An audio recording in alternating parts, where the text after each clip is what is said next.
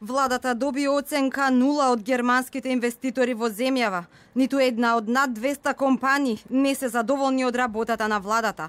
Сметаат дека фокусот на надворешната политика ја стави во заден план економијата. Позитивни оценки добија само работниците, бидејќи биле подготвени да работат и да ја зголемат продуктивноста.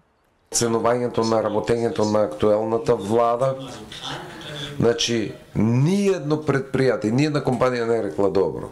0. 49% рекле задоволително, 46% лошо, а 5% немаат мислење во врска со ова.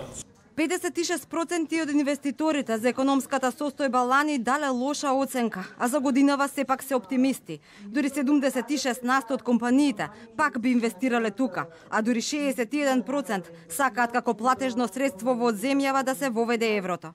Клучни проблеми понатаму остануваат недостигот на стручен кадар, недовербата во судството, неефикасната администрација, даночните оптоварувања и непредвидливите политики кон стопанството. Негативна оценка доби и даночната реформа.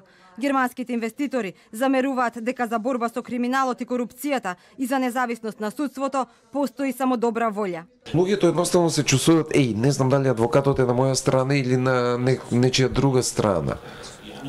Значи некој рекол тоа е за друга страна и тоа доведува до несигурност.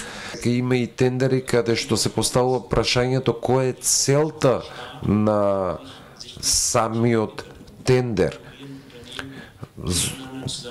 Каде што предпријатијата кои што заедно конкурираат велат овој тендер нема никаков смисол.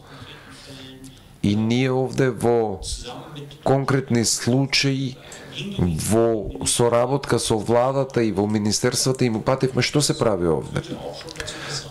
Тоа доведе до таму да се откажат одредени тендери, да се запрат. Мартенс откри дека има интерес за инвестирање во земјава од компании од машинската и автомобилската индустрија, не само од Германија, туку и од САД и Австрија. Инаку Германија е наш најголем трговски партнер и размената лани достигнала 3,6 милиарди евра.